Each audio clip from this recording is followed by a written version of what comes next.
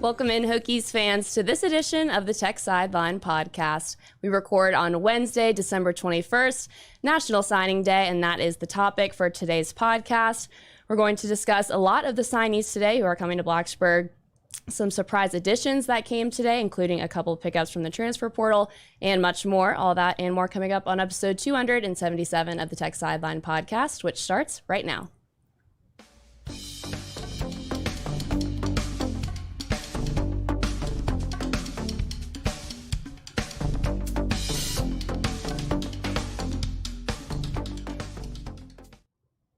We welcome you in whether you are listening or watching on YouTube. If you are on YouTube, make sure to like and subscribe while you're there, and also turn on the notification bell so you don't miss any future podcasts. Want to let you know that this edition of the Tech Sideline podcast is presented by First Bank and Trust Company. Who you choose to bank with can make all the difference in your overall experience. First Bank and Trust Company is the bank that puts you first. Visit www.firstbank.com to learn more. And before we get into the podcast, I want to toss it over to Will, who is in the fourth chair, because he has a note for an additional sponsorship. Yes, ma'am. Appreciate it. We signed an agreement with Triumph NIL.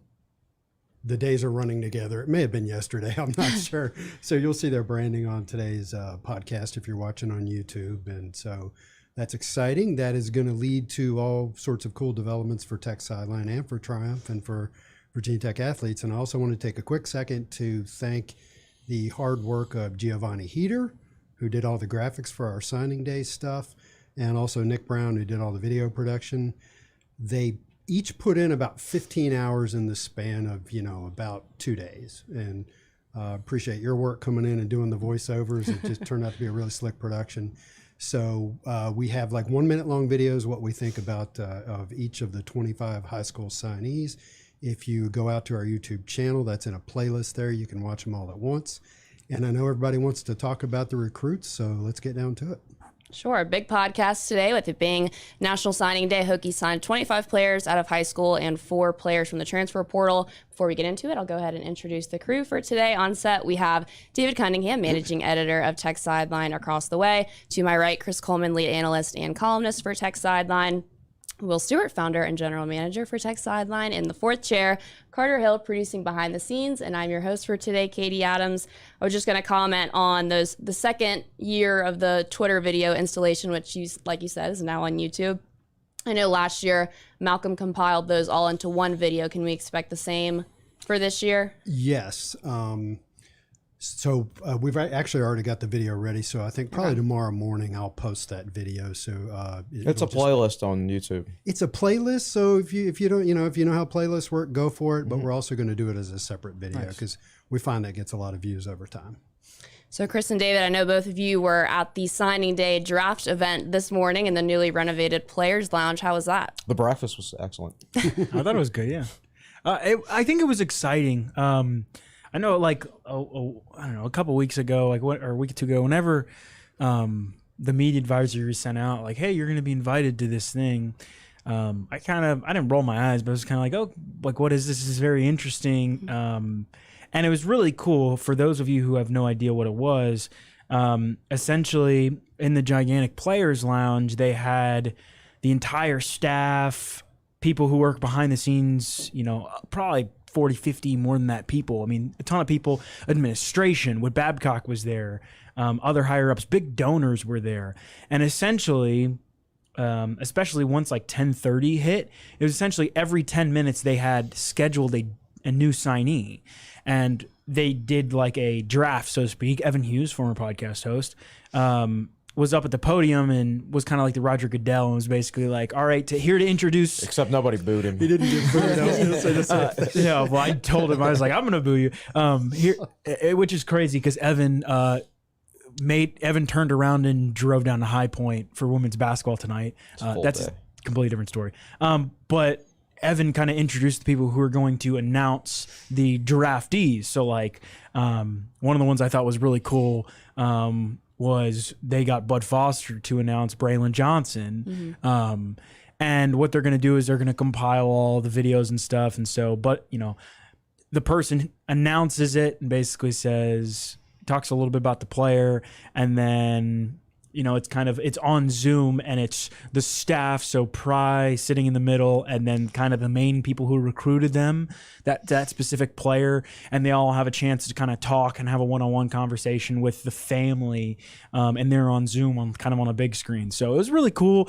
I think the longest one was Braylon Johnson. They talked for like 15, 20 minutes. It was very emotional. It was really cool though. And I don't know, I'm very young, so I haven't been around many signing days. Not like Never been anything. not like that. you will, but yeah, I haven't seen anything like that. I know Pry and James Franklin did sort of the same thing at Vanderbilt. It started at Vanderbilt. That's the first time I ever remember there being signing day, televised It was signing day 2011, ceremonies. about 11 Yeah, years ago. because I think ESPN went and filmed theirs because it was brand new, and that was the day that they flipped Virginia Tech quarterback signing LaFonte Thorogood on signing day. Ugh. And there was a big article like "Sign of the Apocalypse: Vanderbilt stills recruit from Virginia Tech." You hate to see it. yeah. What year was this? You Like said 2011. 2012, something yeah. like that. Yeah, So- he so never thi- played it down there. This was but- signing day 2011, and Tech had just won the ACC with Tyrod, like a month earlier. And what was Vanderbilt's status at this point? Oh, they were Vanderbilt. They were Still Vanderbilt. Yeah. Okay. James Franklin won some games there, but he hadn't won games yet. Yeah. So it's funny. Andy Bitter tweeted the video out from way back then, and the part of the video that I heard David playing was flipping LaFonte Thorogood. Yeah. Now LaFonte wound up not being a thing. Yeah. They moved him to running back very quickly. Yeah. But that was the first ever big Big, you like, can't even call it draft big production Yeah. style, but for the time, I mean, big it was production essentially style. it was a war room, and they had guys run in and go, with the next their pick in name the on the draft, board. here's this guy, and they put the name on the board. And Tex was so shiny and it looked so good, and I thought it was cool. I don't think you need to have necessarily all of the big production, everything, but I don't think they went over the top necessarily. I think they did a good job, and I thought it was really cool to see kind of like the one-on-one conversations between the coaches and between the players and their families, and like Braylon Johnson's grandfather, Lauren Johnson's dad, was in the background. It was Braylon and his parents and the grandpa, and just the conversation between Brent Pry and J.C. Price, and like you kind of got a chance to see us being there, the relationships that kind of led to this. So I thought it was really cool, and I also think it's cool because that's something Tech can pitch to kids coming in 2024. Like, you worked in the recruiting department, you know what it's like, how tough it is to kind of get kids interested, so to speak. And if you say, hey, look, like, this is the stuff we're doing, you guys matter to us, we kind of treat you like you belong, that's the kind of stuff that kind of wins you recruits in the end. So let me ask you a question. I was busy doing Tech Sideline stuff, updating the recruiting database and putting out videos and things like that. Is this something that was being streamed live? Is it something not. people will be able to access? No, so what I'm sure Tech will do is Tech will put out videos, like They'll pick and choose. Tech was recording the whole thing. Tech will chop up videos and They'll do a big feature of it. and splice it all up, so you'll get a chance to see it. It was not live or anything. It wasn't It recorded. couldn't be because there were gaps. There was sometimes like a 30-minute. They had them all timed up. Between 9 and like 10, there was one commitment, and then once 10:30 hit, it was like every 10 minutes. That's when they let the media in there, the hour where there was only one. I noticed that one when you guys commit. went Yeah. over there, things Yeah. went dead for like 45 Yep, minutes. Exactly, and that's intentional. Yeah, Oh, well, it looked like an incredible production. it was cool. Cheerleaders, dance team, Good balloon food. arches, and big light up letters. It looked awesome. I'm glad that you guys got to be a part of it for a little bit. A jam-packed episode today, so I'm gonna go ahead and get rolling into it. 3:50 as we record today, fresh off of, you were there, I think, at the press conference that included Coach Pry, Coach Mines, Coach Jones, and Director of Player Personnel, Mike Villagrana. For those that didn't listen to it or haven't listened to it yet, what were some of you all's biggest takeaways from that? Did you? I don't even know if have you even had a chance to process it? Yeah, we Yeah. watched it. The biggest to me was, as I'm always interested in defensive backs, like what position is this guy going to play? Is he going to play corner or safety? And Derek Jones really stressed, like, they evaluated so many of those guys as a cornerback, and they all have coverage skills, and depending on how their bodies grow and everything. But a lot of those guys could potentially play every position. And when I was trying to evaluate them for my final star rankings, which will come out later, and just for my signing day article, which I guess will be posted later, I'm trying to figure out what position I think they're going to be. And for some of them, it's really hard to tell.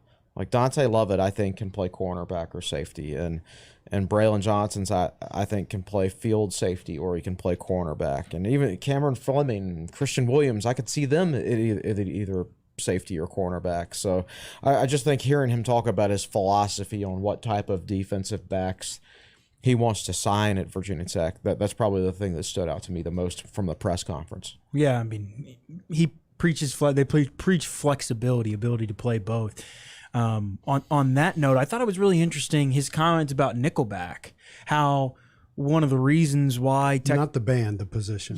We don't like the band. I'm here for the jokes. One of the reasons why Tech maybe wasn't so good at times in the secondary this year is because Chamari Connor's not a natural guy to play the nickel and was stuck playing the nickel because they didn't have anybody else. And how if you can bring guys in that can play both safety and corner, you're bound to find somebody that can kind of play that in between role.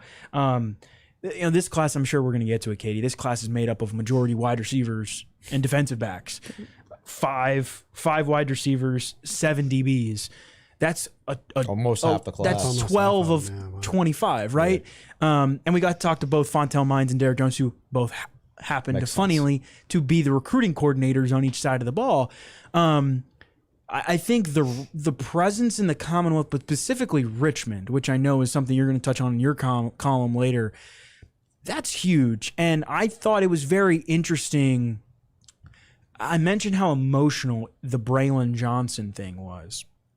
I thought it was really interesting how Pry kind of referred to him as the glue that held the entire class together, which I have a lot of comments about that. Well, you love to see the recruits who are recruiting additional players after they commit, and he's one of those guys. And for sure. so I asked Fontel Mines about it, because he's the guys that's recruiting Richmond, and both he and Derek Jones were both kind of like, look, this is a kid who had a ton of offers, and a lot of the other DBs in that room were getting other offers late, and they all kind of stuck together. And Braylon Johnson, being a guy who obviously has history here, his dad's Lauren Johnson, and grew up knowing what Virginia Tech was, and his presence both in terms of the cornerback room, but also Richmond and holding down, kind of keeping guys connected, keeping those relationships up between the recruits in the state. I think that was big. I'm very impressed.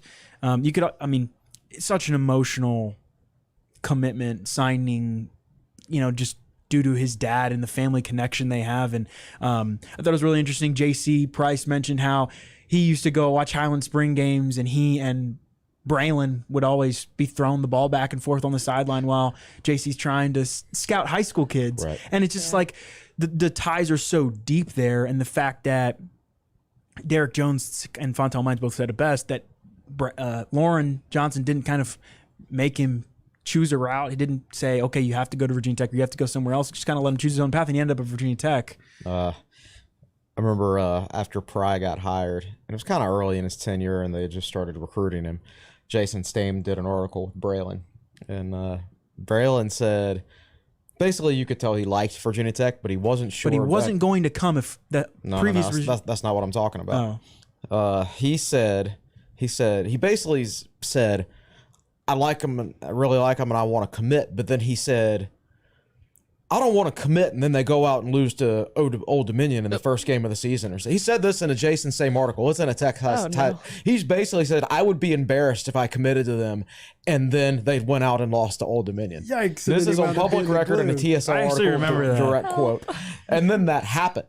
So, like, the next day I woke up after I wrote my column, and for some reason that thought popped into my head. I'm like, God, I hope he didn't decommit this weekend. But he didn't. And then he became one of the strongest leaders of the class, especially towards the end. I think it was Derek Jones that said that once they start getting commitments from kids, he likes to hook them up in group texts, so they all make them connect talk to each other. I mean, I know that happens. That's a thing that happens, but he likes to make sure that happens. And if we can shift gears talking about somebody else, Jones was talking about Mose Phillips. Yeah. Now, Phillips was the surprise signing of the day.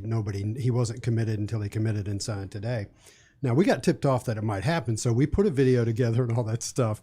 So we're doing our videos, I don't know, probably yesterday at some point. It was yesterday we did all our videos.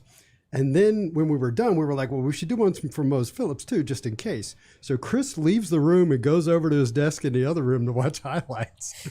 And like a minute later, I hear, whoa, Chris is over there yelling, watching the highlights. And I said, dude, you okay? What's going on? And he said, what did you say? I think it was the biggest hit I've ever seen in high school. So Mose Phillips's highlight film starts out with him just committing murder on some poor. I don't know how that high school kid survived that. And he didn't blindside the kid either. He came downhill and just hit him. And it must have been a on. long yardage situation because Phillips was lined up a good 25 yards deep, from the ball, deep safety, and he got a running start. The beginning of the play, you don't even see him on the screen. Yeah, it's really insane. And he had a lot of big hits, so he appears to be a big hitter. So I predict he might set Virginia Tech's record for targeting calls during this career. yeah, he has that potential. But he'll be entertaining. So Jones talked about Phillips and said that they really liked him and they really Thanks wanted to my him. question. But was that you? Yeah. So they slow played it. They were very quiet about it. I thought that was interesting. They would not like any of his tweets or anything like that. They didn't he say they held off on offering him? No, they didn't hold up on offering, but they were very cautious and were basically like, we're not going to show that we are recruiting you. We don't want other schools to know that we are recruiting you because you know what happens. Because the minute he gets a tech offer, everybody goes, oh, Virginia Tech just offered this kid. Who is this kid? Tech just offered a transfer portal running back the other day out of, I think, North Carolina A&T. 2 minutes after he reported the Virginia Tech offer on Twitter, Georgia offered. Oh. And so I don't think we're going to win that battle, but I don't know how many people have heard us tell this story before, but there are services out there that when a kid gets an offer, they email every other school. Yes. So there's no secrets anymore, hardly in recruiting departments. No. Right. Yeah. Right. So so you can't go out and offer James Anderson at your camp. And nobody finds out about it. And have offer a future NFL Who was Cam player. Chancellor, right? These days you offer Cam Chancellor, everybody finds out about it. They're like, oh, Virginia Tech offered this guy. They're really good at evaluations. Maybe we should look at him too. Yeah. Right. So it's a lot harder these days to do what Virginia Tech used to do in some ways. So Jones said one of the things that helped was he said there were other schools doing the same with Phillips. They were all keeping it quiet. He said when the transfer portal opened on like December 5th or whenever it opened, he said that helps because everybody then starts paying attention to the transfer portal and you can keep recruiting the high school kid. Yeah, I mean, and Phillips is one of 4 kids from Tennessee, and that was another thing I asked Brent Pry and Fontel Mines about, and Mike Villagrana, I believe it was, actually mentioned, and I think this is an interesting point, mentioned that Chris Marv is currently the guy in Nashville right now, which makes sense. He's a Vanderbilt guy. Mm-hmm. But they might actually think about putting another person there during the season because he's a coordinator. And how often is he going to be able to get to Nashville? Right. But Tech is between the connections that Sean Quinn and Brent Pry, Derek Jones, they were at Memphis. Chris Marv was at Vanderbilt. The connections that Virginia Tech has to that state, Tennessee. Hokies picked up some really good talent. Lance Williams was the first guy that they kind of said, okay, he started the thing. He's Mr. Tennessee football. But I'm very impressed, and I'm gonna go look at the numbers later. But I mean, Virginia Tech doesn't usually get 4 guys from Tennessee. That seems like broke out the Tennessee number. to VT graphic on Twitter today too. Wow. Well, let's go ahead and get into discussing this class and a lot of the signees. According to 247 Sports, the Hokies 2023 class currently sits at 34th in the country, 6th in the ACC. In comparison to last year, the class was 36th in the country and 5th in the ACC. So it's around the same. I want to start with the most recent additions that came today, picking up the additional high school player, Mose Phillips, as you said, and 2 transfers, first being Darian Varner, a defensive end out of Temple, and Daquan Felton, the second transfer wide receiver pickup. He comes from Norfolk State, but both of these guys grew up in Virginia, played their high school ball in Virginia. What are your thoughts on how these 2 will add to the team next season? Varner, I talked to someone who was actually on the Tech staff at the time when he was out of high school, and at the time he was bigger. He got up to around 290 pounds and was being evaluated as a defensive tackle. In fact, he's listed on 247. His original profile Is a a defensive tackle. And he's 6'2", right, Chris? 6'1", 6'2", whatever. Tech listed him at like 6'4", 5. You're thinking about the wide receiver. Oh yeah, sorry. Yeah, but Varner, he was evaluated by Tech because he looked. Most people thought he was going to grow into a defensive tackle, and he eventually did. But then he lost 30 pounds once he got to Temple, and was first team, all AAC this year. He's got like Darryl Tapp legs and a John Graves neck. That's how I would describe him physically. Was a good pass rusher, not an elite pass rusher. Like I think 3.5 of his 7.5 sacks came in one game. So it's not like he was out there consistently every game getting a bunch of sacks, but he is a good player with a couple years left, multiple years left. So he can get better from here. And I would expect him to come in and be a heavy contender for a starting job right away. And also the way Temple used him on long yardage passing downs, they would slide him into defensive tackle to create a better pass rushing front four. And I would anticipate Virginia Tech doing that too. Yeah. To add a little bit more background, he was from Maury High School. Yes, right? in Norfolk. Maury. Yeah, Yeah, and he's transferring in from and they're one of the best programs in that area. They played for the state title this year and lost to Highland Springs. Yeah.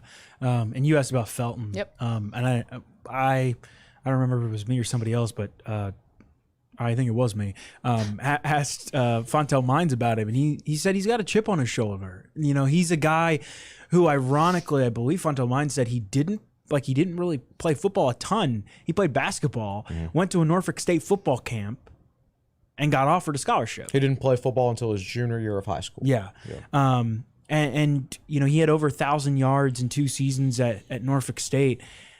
He's a big guy, 6'3", 4. They list him at 6'5". Now, as a high school, so that was the guy. As a high school recruit, he was listed at 6'3", and he was still listed at 6'3" at Norfolk State this past season. But now Virginia Tech lists him at 6'5". I don't know what he actually is, but he's an outside receiver for sure. So it's Felton outside and Jennings is slot. They're both. Jennings will be outside. They're both as going to well. be outside, and so I think that means that we get Tech can actually play DeJuan Lofton in the slot this year, which is his natural position. Okay. Yeah. Coming together. And if folks listening haven't heard, Caleb Smith committed to Notre is Dame. going to Notre Dame. Yep. Yeah.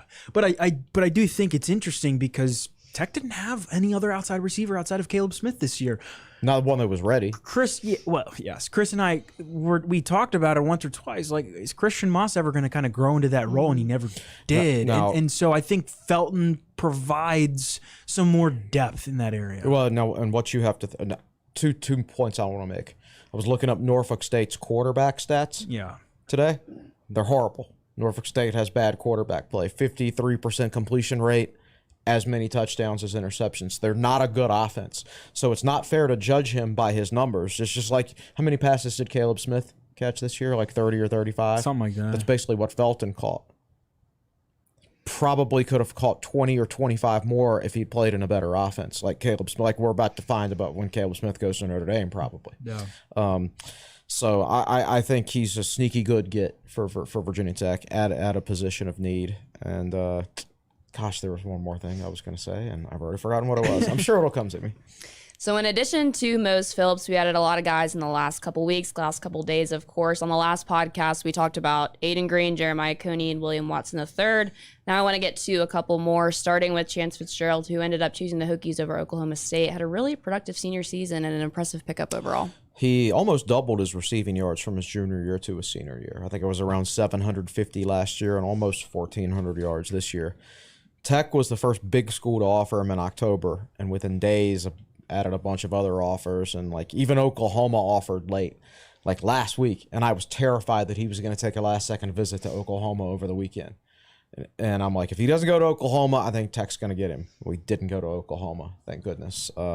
Big outside receiver, kind of in the same mold as Jarrett Boykin, Damon Hazelton, Caleb Smith. I think he'll have a chance to help early. Oh, my other point was going to be about Christian Moss. Sorry. Oh, yes. Backtracking, go for it. Backtracking. Well, we're talking about wide receivers. So he's very similar to Felton in his development.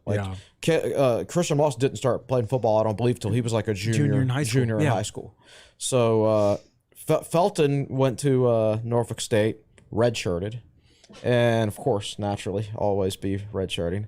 And then his 2020 season gets canceled by COVID, so you can call that like a half redshirt maybe. And so he didn't get on the field till his third year.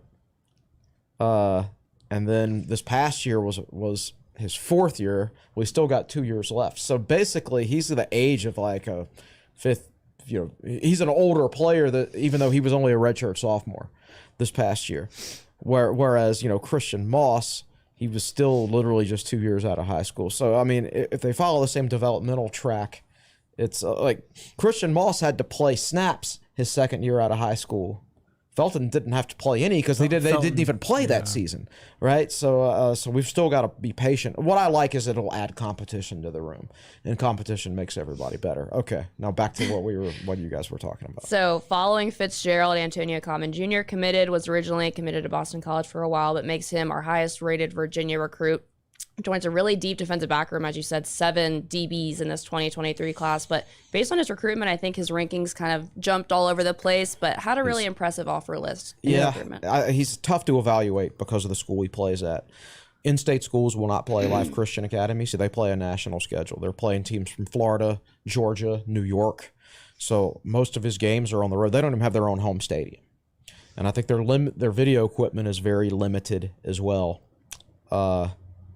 So you can't get a good evaluation of him. So, and I think the recruiting services figured that out because he started out about this time last year. He was about 5th in the state, and he ended up on 247 being like 18th or something like that. 19th, I believe, when I looked it up today. I don't think Virginia Tech really showed they really wanted him until the end because I don't think they were going to take him over the guys they had more information on. Like your Braylon Johnsons or your Christian Williams or your Dante Lovitz, guys like that. I think once they got to the end of the class and they made sure he was kind of still available. Yeah. They were like, okay. Even though he was committed to Boston College or whatever. They zoned in on him. Yeah. It's just one of those things where I can't evaluate him because dude, his film is like 2 minutes long and it's grainy. Like it's like watching like 1970s rabbit ears Popeye? television. I mean, it's you can't get an evaluation out of it at all. So I can see why everybody went through the recruiting process saying we don't know what to think about this guy. Like I can't evaluate his speed. I know he's big. I know he's got good size and everything like that. And it's another Richmond guy. Yeah, another Richmond guy. Area one guy. of 7 defensive backs. I mean, yeah, Chris kind of hit the nail on the head. Well, the last commit from the last couple of days was Ezekiel Wimbush, which I thought was going to be our 26th high school player. Now I think he's signing as a preferred walk-on after decommitting from Charlotte. Is that and it's kind of unclear. But no, yeah. Well, Andy talked to Brent Pry. Andy Bitter talked to Brent Pry, and Brent Pry basically said he's gray shirting. So, which I didn't. So he's not going to enroll this year. He's going to enroll. It means he'll enroll next January. Okay. He might go to Fork Union this year or something like that, maybe. Yeah. Interesting. That's what Tech used to do back in the day. That's what you said. I've never heard of gray shirt. They used to gray shirt 25% of their classes. So, and then those guys would get to Tech, and then they would red shirt. So Tech would put a bunch of 60-year seniors on the field. And that's one of the reasons Tech outdeveloped people. But I don't think you can like gray shirt scholarship players anymore, not like you could by NCAA rules. So that's yet another thing that Virginia Tech was out in front of before everybody else. And now you can't do it anymore. Well, looking at this class as a whole, and speaking of Lauren Johnson, as you did earlier in the podcast, Highland Springs High School was definitely represented, and that's always a good thing for Virginia Tech in recruiting the footprint, as Brent Pry likes to say. We know they're well coached. So speak on the additions of, we figured out how to say this name, Takai Heath the other day, and Braylon Johnson. It's interesting. They said they first started evaluating Heath as a nickel. But I don't think he's quite big enough to play corner, and I just think he's about 5'11". I don't know, anywhere from 5'9" to 5'11". Hang on, I'll look it up. I think they say 5'10". I don't really know, but he's slight, but he's really quick in and out of his breaks as a slot receiver, and I think slot is the absolute best position for him. I know you're very fond of Highland Springs receivers. It's funny because Allie Jennings also comes from Highland Springs. Yep, exciting. Yeah, Heath is listed at 5'9". Okay, Greg Dortch, who played for Wake Forest and then went to the NFL. Was a little undersized too, right? Exactly. Slot receiver, undersized slot receiver. Amazing how that works. Yep. So big fan. I think he's a natural football player. He had a big interception in the state title game a couple of weeks ago. So he's a guy who could factor in on kickoff returns as well. So I was excited. He does not rank highly because of his size, but and he ranks higher in my book. To expand on recruiting the footprint, 13 guys from Virginia, by the way, especially in the Richmond area. Fontel Mines definitely went to work. I hope he's with Virginia Tech for a long time. Because, yeah, absolutely. I mean, he was great. Christian Williams, wide receiver from Collegiate, Jason Abbey, edge from Freeman, Cameron Fleming, a corner from Trinity. All these guys, super excited to have, and definitely just expanding that 804 connection. I went back to 1998 in our recruiting database, and I couldn't find a year where Virginia Tech signed more Richmond area recruits than they did this year. They signed 7 Richmond area recruits this year. Sometimes it's like, define Richmond, because Colonial Heights is not. It's technically as a Richmond not, native, I wouldn't consider it, but some people do. You know. It's kind of, whatever. Yeah. It's kind of there in Chesterfield, It's the outskirts of Petersburg, the outskirts. but Chester is where Thomas Dale is, and people consider Thomas Dale Richmond. I Right? don't. But You don't? No. Most people do. Actually, yeah. Okay, so there's a gray area go with there. that. There's Yes. a gray area there. But even if you go back to Tech's previous biggest class from Richmond, which I think was like 2012, I included Augie Connie from Powhatan, which probably shouldn't count either. So I would say either way, Yeah. this is the biggest Tech class from Richmond since at least 1998, and probably a lot further than that. Which is interesting because you said we didn't sign anyone from the 757, so there's your contrast. This is only the second time since at least 1985, which is as far back as our recruiting database goes, that Virginia Tech has not signed a high school player from the 757. Out of the high school kids, we know the transfers. A couple of transfers, Yeah. 2 of the transfers are, but the only other time that's happened was the 1993 recruiting class. So 0. So we set 2 records this year. Tied for our lowest ever of 757 kids, and broke our record for most Richmond kids. 2 records that kind of contradict each other. Yeah. So I just want to put this out there. I just looked it up while you guys were talking. The 3 lowest paid coaches on the Virginia Tech football staff all make $275,000 a year, and Fontel Mines is one of them. Yeah. So that's another headache for Whit Babcock. You hope you can keep him, because he is a University of Virginia graduate, and you try to put yourself in their shoes. Imagine if you were working at UVA and there were people around you that just, you walk around campus, you walk down the hall, you hear snide comments about Virginia Tech all the time. How long would you really be able to stay in that atmosphere? Yeah. And you know he hears it at various points throughout his day and his week. You are correct. Not directly. He'll start hearing less of it, Fontel Mines is a big man. I doubt anybody goes up into his face and was like, ha, ha, ha, UVA stinks. But you hear things, if you spend enough. He hears it. If he goes shopping in Kroger, he hears people say it every now and then, things like that. He'll hear stuff if he goes to PK, stuff like that. So you wonder how long a UVA grad will be able to stay in that environment before he goes nuts and it's like, you know what, I can't deal with this anymore. But I hope we keep him for a while, because I think he's done a really good job recruiting. Putting yourself in the opposite shoes, it makes me think if we had a former player who was doing incredible work for UVA recruiting, I mean, it would just eat my brain alive. So It absolutely I'm would. curious if Tony Elliott's watching that at all. Well, that they kept Higgins is their wide Marcus receivers Higgins. coach, Yeah. who's been there for a long time, and he played there. Yes. They could have hired Mines as tight ends coach, because Mines was That's tight what ends he coach at Old coached at Dominion, ODU, yeah. but their offensive coordinator is their tight ends coach. Gotcha. So it's not really a fit for him. So it didn't seem to be a fit at the time. Higgins is a 757 guy, right? No, he went to Hermitage. Oh, Higgins. Sorry. Yeah. I think Higgins is from 757. I believe you're right. So that's part of the reason to keep him if you're UVA is to recruit that area. No, it's not. But I'd That's be a horrible. eyeballing Fontel Mines. UVA and the 757 is not going to mix very well, in my opinion. We won't go there for purposes of Anyway, this podcast. Yeah. Well, a position of need was definitely offensive line, and the headliner of this class, depending on what sites you look at, is Leif Ganem, who has been committed to the Hokies since June. 6'5", 280. Joe Rudolph ready to get to work developing him, I'm sure. He's got a big frame.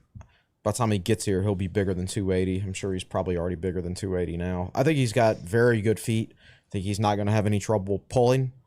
There is some current concern, I guess, maybe if when you think about these offensive linemen committed to Tech last summer. So they were being evaluated and recruited for the offense that Virginia Tech figured out halfway through the season that they can't run anymore. So the first thing that pops into your head and you're like, okay, so the commitments do we have? Do they fit the offense that we're going to move towards? I think Ganem definitely does. I think he fits in whatever offense. I think he's a very talented player. I think he will come in and challenge for potentially a starting role right away. Really? Yes. Wow. So now that you say that, the two other offensive linemen that we signed, Gabriel Arena and Lance Williams, I guess we'll see how they develop. I'm a big... Who is the third? Hammer. Four.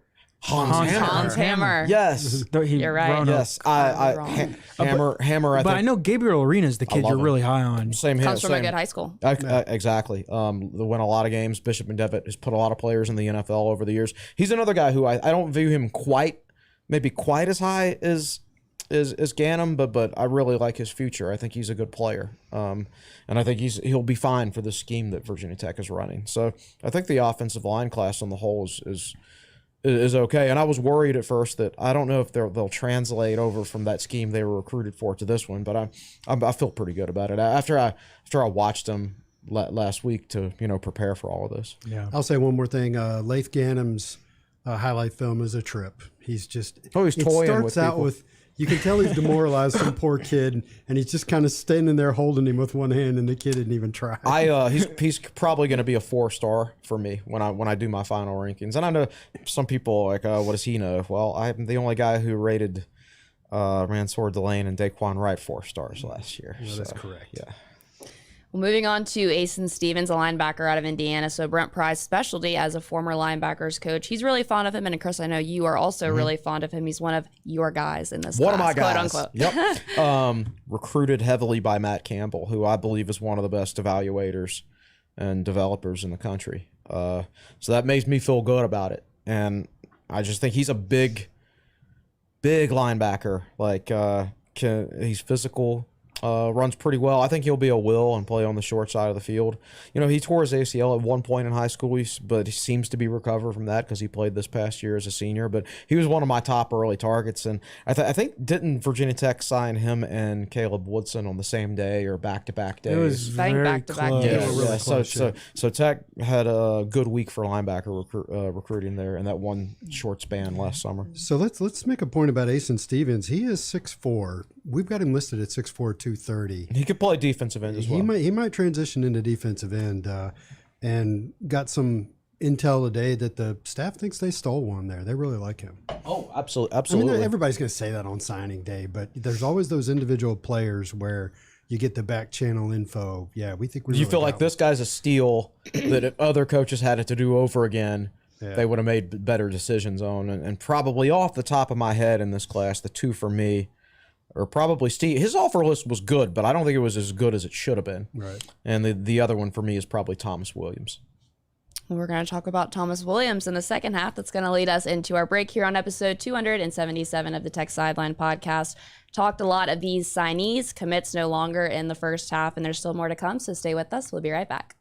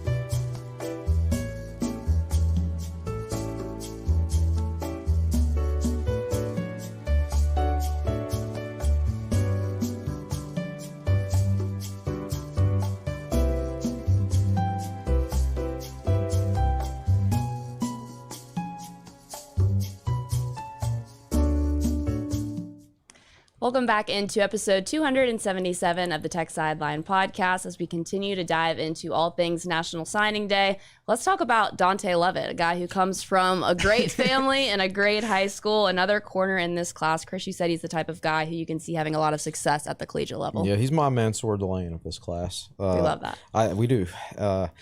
Guess who was the first person to send in his LOI this morning at 7 a.m.? 7 a.m. Dante. So I was going to make a joke when I came in the office this morning, but Will was in a bad mood because Twitter was being dumb. I was going to say Twitter's always dumb. Well, so I was going to say what they should do is they should like rank guys based off of how early they send in their LOIs because that means who's the most committed. Because that means they are dedicated to waking up early and grinding. They sure are. Well, and you said it sounds like they like timed it. So if they, well, a lot of the other guys later, like I think they asked Dante Lovett if he was willing to be first, and he said yes. I said, hell yeah. Yeah. It was him and his mom, and his mom had a long video. They remind me of defensive version of Isaiah Ford and his mom. Mom's great in both of these cases. Lovett is a guy who can play corner or safety, like most DBs in this class. DeMatha, Mike Jones, Ronnie Rice. Got a bunch of really got some good late offers and should have had good early offers too. I do not understand why he's only a 3-star recruit. I have no conception in my mind of how anybody can watch him or Mansour Delane and not give them 4 stars. But they didn't, so we got him. I'm good with it. Yep, his mom's video on Twitter was adorable. If you haven't seen it, you should go watch it. Next one, Thomas Williams, an athlete from South Carolina, the only South Carolina native in this class, versatile at many positions. Brent Pry's been looking at him for quite some time. Yeah, well, it's funny because I actually asked Derek Jones about him because Derek Jones is a South Carolina guy, and Derek Jones said, "Cause like, how did he kind of end up on your radar?" You know, and Derek Jones is like, "Well, I grew up in that area, so there are people coaching now that I played against, and so they're texting me, oh my God, this kid's really, really good." And it sounds like he could be a gem from what it sounds like, which is kind of funny because we've talked about how many of these DBs now that are like could be really, really good. Like this is shaping up on paper to be potentially stay at DB. Yeah, but. I think there's so much talent in that area, and I think Williams is a guy where Derek Jones walked into his house and basically said, look, I grew up 10, 15 minutes down the road. I know this area. I know your family. I can relate to you.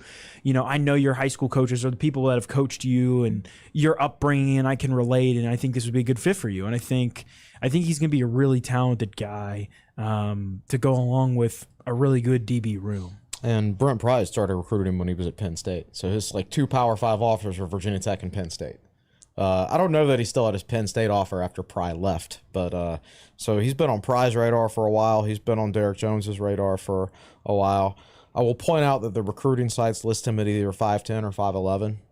Derek Jones is in the 5'8" to 5'9" range. I know. I forgot to ask. I know you did. Were you going to ask him how tall he is? I was going to ask I want to make Thomas this point. Williams. Yeah, I'm telling the story here. Okay. Darn it. Let's go. All right. So Derek Jones is 5'8" or 5'9". Thomas Williams is listed at 5'10" or 5'11". There's 3 pictures of them together from a week or so ago on Twitter. They're standing right next to each other. Thomas Williams towers over Derek Jones. It's like it makes Thomas Williams looks like he's 6'1" or 6'2". Like I don't know if that when he took that measurement, if he was in like 9th or 10th grade and they just haven't updated it on 247 or Rivals or whatever in the last couple months. I mean, that dude is not 5'10" or 5'11". That dude is above 6 feet, and I that's one of the reasons I list him as a steal. Like I think he plays really well, and that was before I realized how big he was, or how much bigger he was than I thought. And it might be a late growth spurt too. It might be a Steph Curry thing. You know, that's a whole separate podcast. That's a whole separate podcast. But yeah, he's. I always liked him, but I like him a lot more now that I saw that picture of how big he is. Now that you know he's not 5'11". I didn't care that he was 5'11". Now that I think he's like 6'1". Yeah, it's like heck yeah.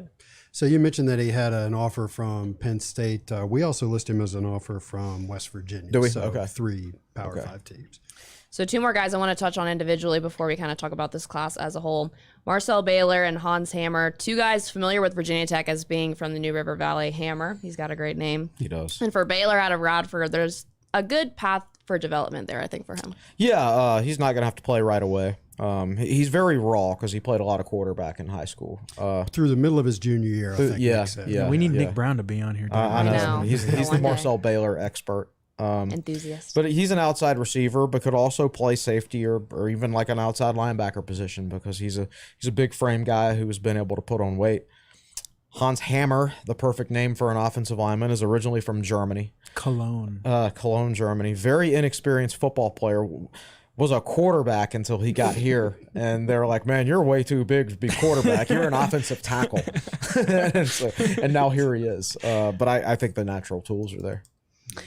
In regards to guys who we might see get some early playing time, a lot of times it's dependent on the guys that enroll early in January and get started in the weight room and get into spring practice. I want to read off the list of guys who we know are enrolling early, which is only like 4 or 5. David, I think you said it's going to be 11 total is what they mentioned at the press conference. 11 high school kids, and then, of course, the 4 the transfer transfers. portal guys. Yes. So right now, William Watson III, Jeremiah Coney, Mose Phillips, Dylan Whitkey, and Antonio Cotman, we for sure know are going to enroll early. But beyond that, who would you say is going to, has the best chance to contribute early in 2023? Some of it is like how good a guy is. Some of it is also, do you Physical need somebody at development. that depth. position? Weren't we talking about somebody that is like physically developed? I can't remember who it is. There's one guy in the class in Ganem? particular. I can't remember. Sorry to interrupt. I mean, I think Ganem can play right away and help.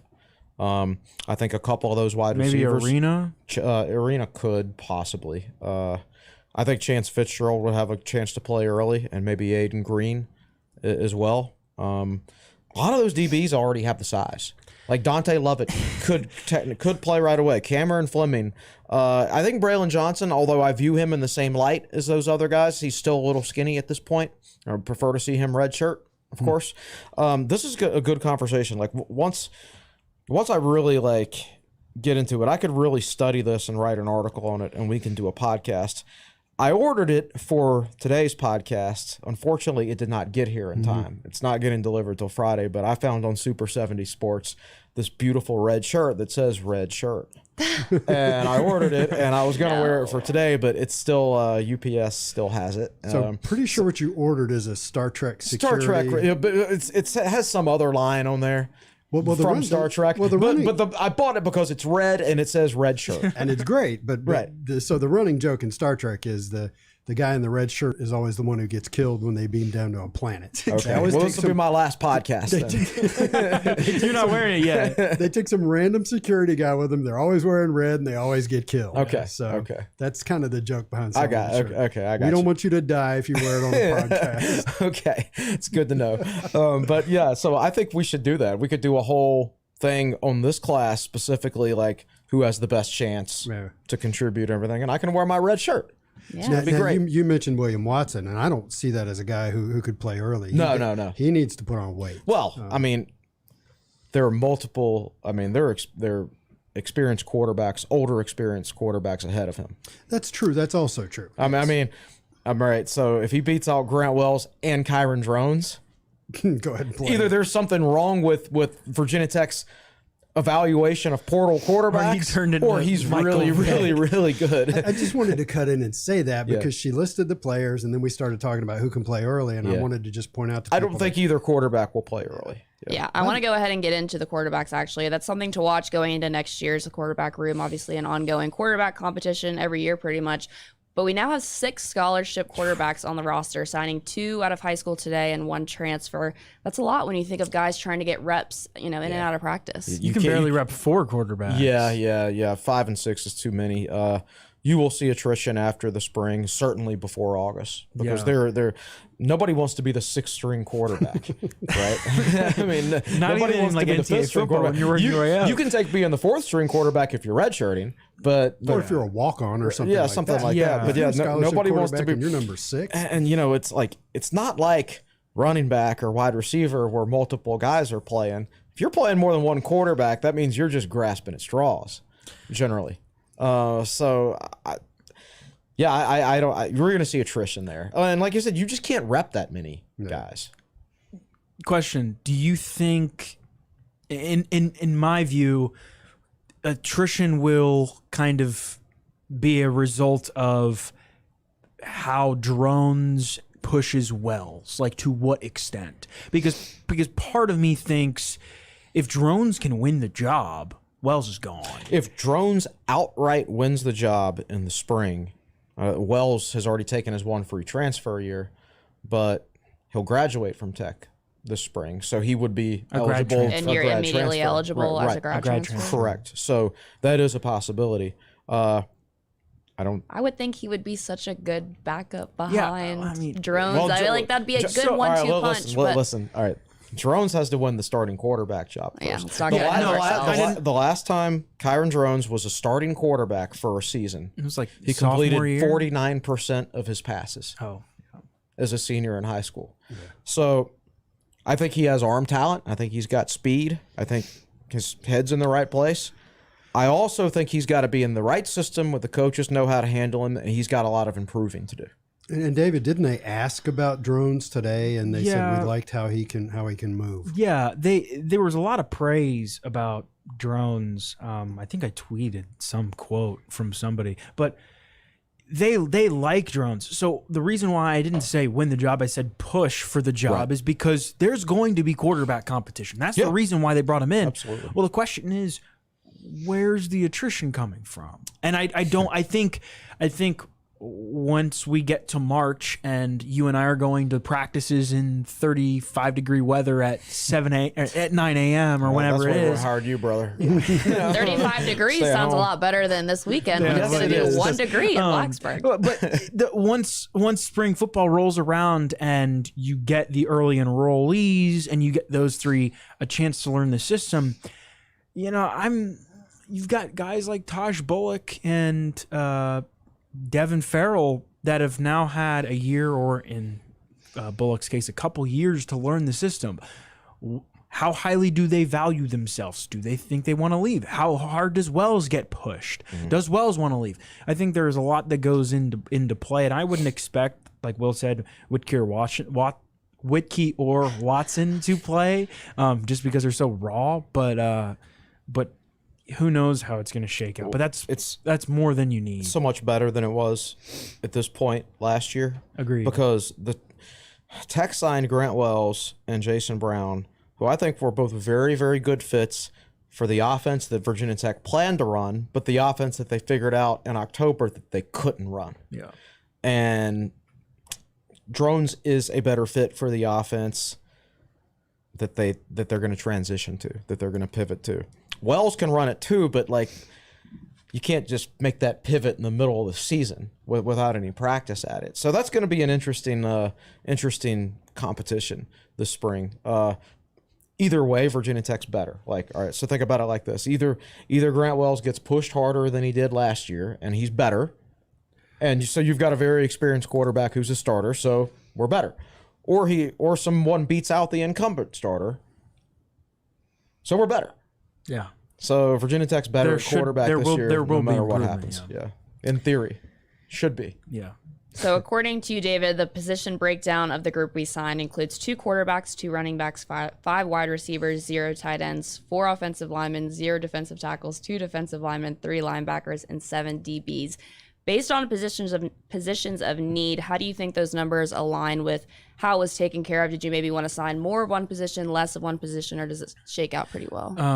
I think, sorry, I didn't specify, 2 defensive linemen total. And they're both ends. And they're both ends, so yes. And it could be, Ace and Stevens could also play. Yeah. So it could turn into 3. But the other thing is they also got Varner, the Temple transfer. Yeah. I think they loaded up on wide receivers, though I still think they'd probably like to take another portal wide receiver. They could. Depends on who it is, I think. Yeah. I mean, they're at 15 scholarship wide receivers right now. They had 10 this past season. They added a lot. There's going to be attrition again. What guys in the middle of the pack? What guys are going to get moved around? I think actually it'll probably be 14 because Colbeck won't be on scholarship. Right. That's a good point. But still, that's a whole lot of wide receivers. I think at tight end they're fine. You've got two redshirt freshmen, one sophomore, and Nick Gallo, tight end room. You're fine. Offensive lineman, I think they want to add more, at least one guy, if not. They want to add a starting caliber player. They want to add a couple guys to the offensive line if they can. I think defensive line, Feldarius Payne's coming back. Yes, that's official. Mario Kendricks as well. Mario Kendricks coming back. They're still waiting on Norrell Pollard, but that'd be a big boost. I think defensive line, they're set for the most part. The linebacker room is young. Alan Tisdale's probably the only guy that might be above 21 in that. There were 4 redshirt freshman linebackers on the team this past year. Maybe Dean Ferguson. And then the DB room is young with Dorian Strong. So I think overall it's kind of I think Ollie Jennings adds a lot. I think Felton from Norfolk State adds a lot in the wide receiver room. I think the big question is offensive linemen. Can you get offensive linemen out of the transfer portal now? Yeah, I think that they have to try to add one of those. Apparently, Rudolph followed a couple on Twitter yesterday, but we've been so wrapped up in this that I hadn't been able to check. I will say that, as far as this recruiting class, this high school class, every class you look at, you can go back through every signing day and say, yeah, that year I thought this was probably the one hole in the class. You can't look at any class and say, they got everything they need. They got every one of their needs. They didn't get a defensive tackle in this class. I'm concerned about that is the one hole defensive tackles lack of a defensive tackle in this class. The 3 defensive tackles redshirted this past year. I'm not convinced that Gunnar Givens is a defensive tackle long term.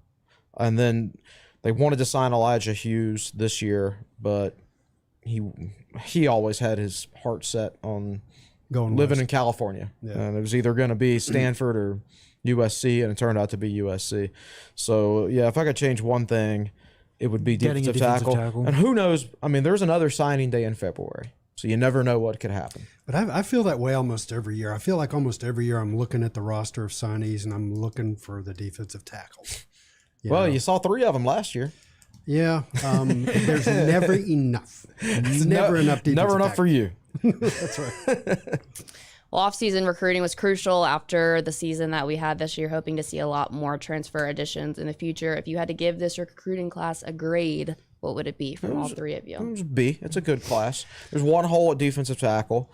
I think from a perception standpoint, if you could assign we need to have more people in the top 10 of the state of Virginia. That will make people happy. That will make more people happy. Yeah. No, I will say that there are a couple guys in the top 10 in the state of Virginia this year that I would not take. You don't want. I would not take in this class.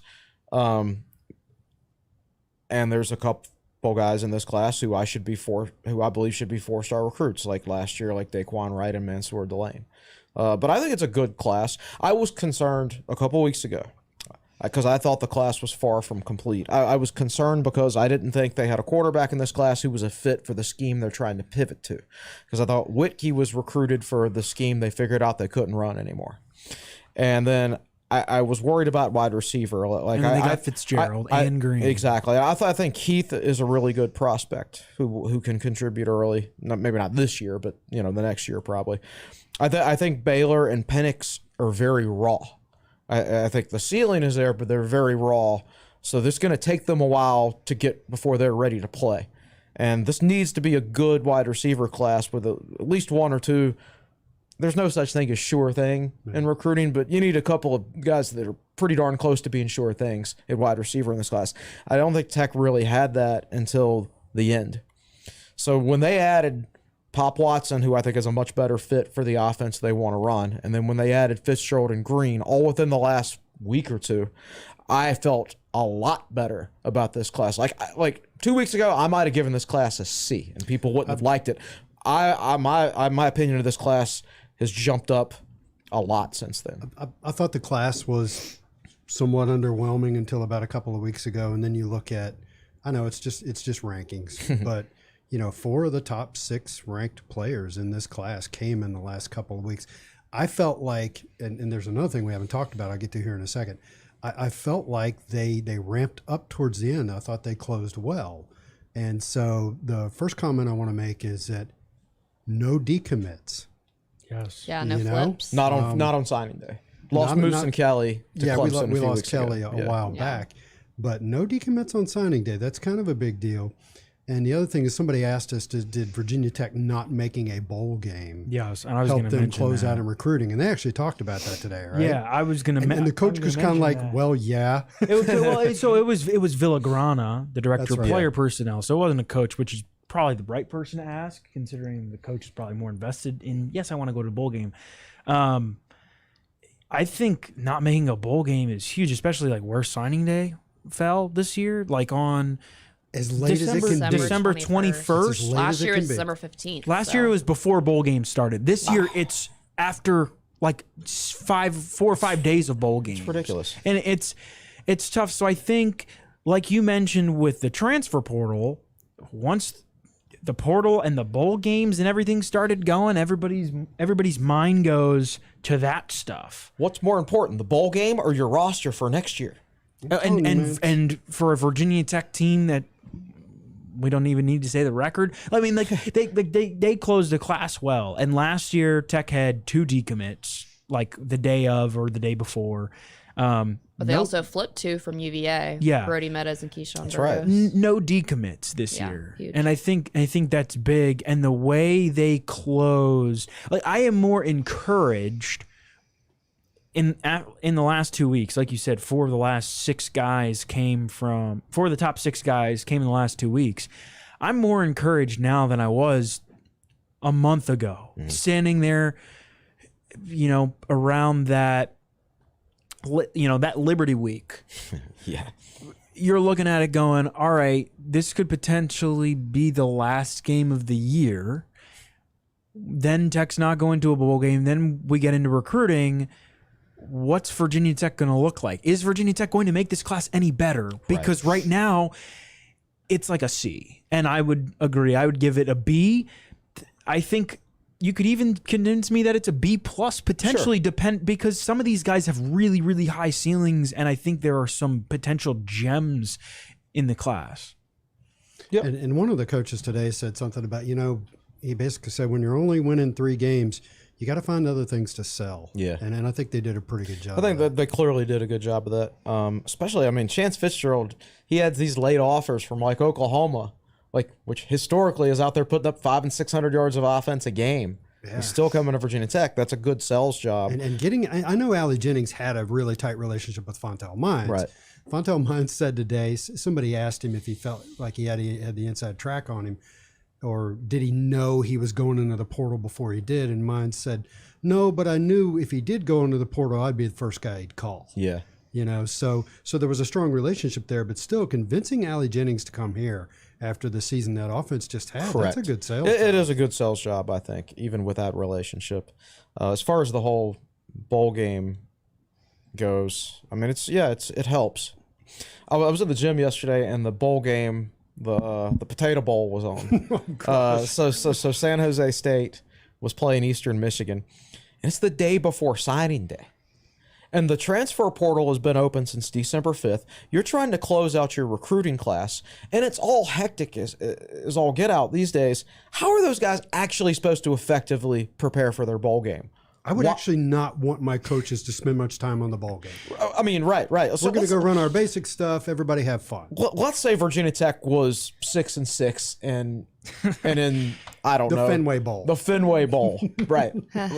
But we still had every need after a 6-6 season that we had right now. What's more important, to go beat whoever in that bowl game, or to go get Kyron Drones and Ollie Jennings for next season? Yeah, the answer is clear. Right. And we talk about this all the time, bowl games back in the day. So here's the way the calendar used to shake out. First of all, there were no conference championship games 30 years ago. I think the SEC started theirs 30 years ago.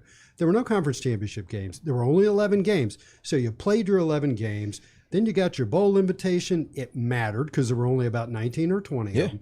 You gear up for the bowl. You play the bowl, and then you come back, and the visits start in the month of January. The whole January is official visits. Was all about recruiting. Yeah. And then you closed out for the February signing day. Yeah. And now they've mucked the calendar all up. The bowl games have become less important because, number one, there's more of them.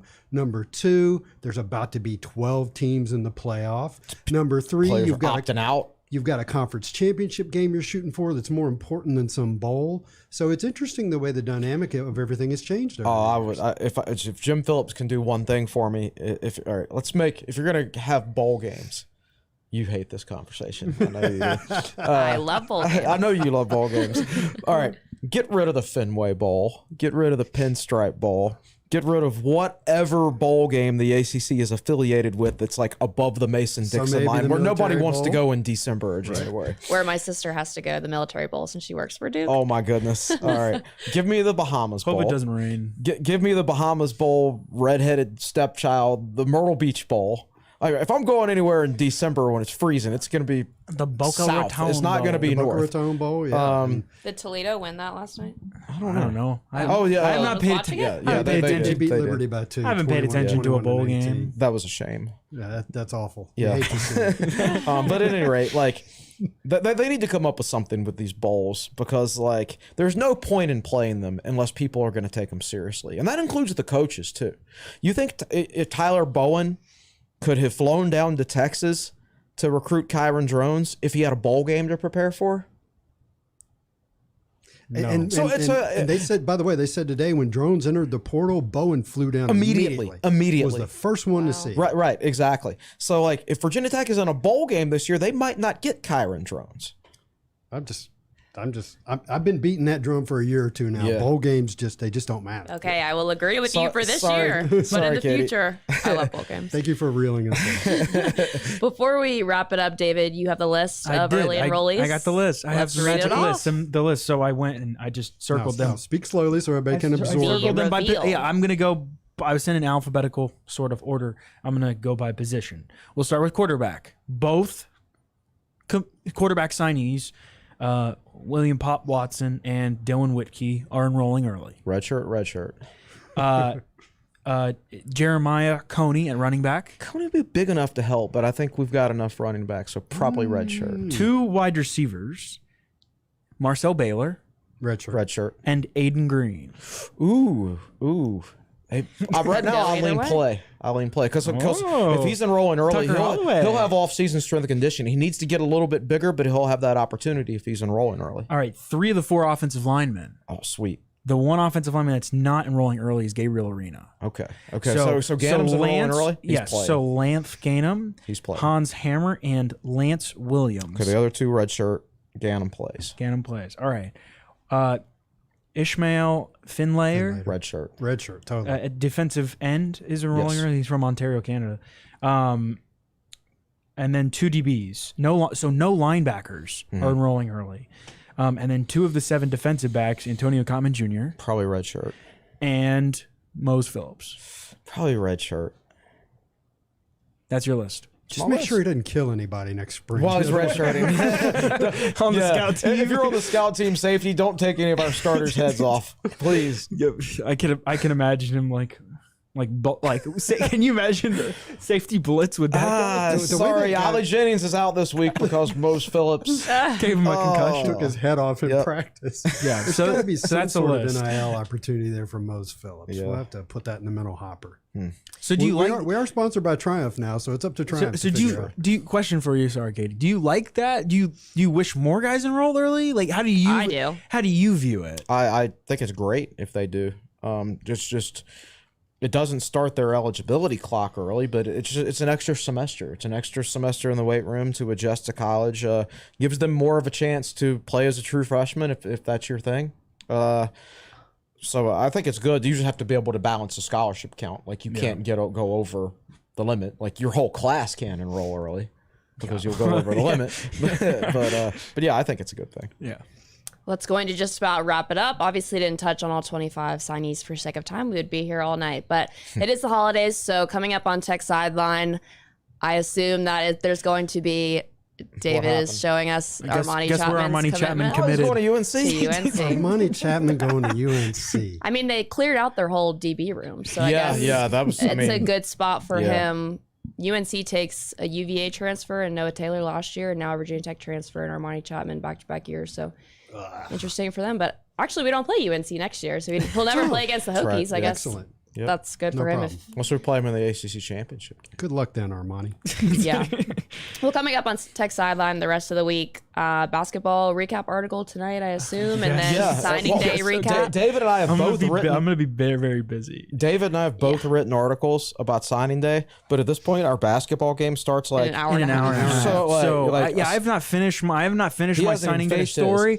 I'm gonna basically try to write that. I'm gonna go to PK's and try to write that in the next hour and a half, and then basketball, and then I'll have a basketball recap. Chris Hirons will be covering our women's stuff, so I'm not touching. I'll just be editing a story. my article's pretty long, so no, it's not. I can edit. I can edit during it. It's the game. long for most people. It's not like normal. I can do it tonight after I get home. We can post it tomorrow. Okay. No, First well, I thing can. tomorrow. I will edit it. I will edit it tonight. Yeah. Yeah. So whatever. blame ACC. All right. If I'm ever like emperor, the first law I would pass is Emperor. no basketball games On on the signing same day as no signing day. basketball games at Boston College or on at signing Boston day. College. Yeah. Yeah. It's the only thing that can make this day worse is losing to Boston College because Mike Young has never beaten Boston College. Am I Correct. He's never beaten Boston College. Never beaten Boston. He 0 and Please 3, and 3 of the 4 games have come in Chestnut Hill because of the COVID year. Well, Tech didn't play. We never had the post depth we had this year though. That's true. Yes, Tech wins. Tech will win tonight. I do. Yeah, I'm not going to jinx it, but please win. I like this matchup better than matchups in the past. Like Boston College doesn't have as much post depth, and Tech has more. They don't have James Karnick, but they'll have some random dude who's going to score 30. Well, Quentin Post, their 7-footer, hasn't played all year. Hey, So since we're at it, let's throw the stat out. I looked this up the other day. Jordan Chapman, was that his first name? Yeah, Jordan. I think that was it. He scored 30 points against Tech one time. Jordan Chapman played 130 college games, and that was his career high the night that he scored 30 points against Virginia Tech. He tied it later, but that's not the point. That was his career high. James Karnick played 129 college basketball games, and the 26 points he scored against Virginia Tech last year, career high. That's the stuff that drives me crazy. If something like that happens tonight, my head is going to explode. And it's not like either one of those guys were like, oh, they average 18 a game and then they scored a career high 27. Karnick averaged like 6 or 7 a game. If and that. blew up for 27. Yeah. And anyway, should be. We do need to wrap this up and get to Yeah. PK so we can Yes. watch the game. Chris will have a story. I'll have a story, and then Thursday or Friday, I will have another story going more in depth, talking about scholarship numbers, the guys enrolling early, kind of how, with quotes from Brent Pry and the other coaches on how it's all going to shape up. We're going to learn a lot about this basketball team recently. I mean, the game tonight, and then they travel down to Wake Forest, who just beat Duke by 11 points last night and looked like a dominant win. So we'll see how we shape up. Hey, and Wake got crushed by Rutgers over the weekend. Yeah, by like 24. basketball's weird. Wake lost to Clemson by 20. I still think, even though UVA lost last night, I mean, I don't know. Tech and Miami. Duke lost too.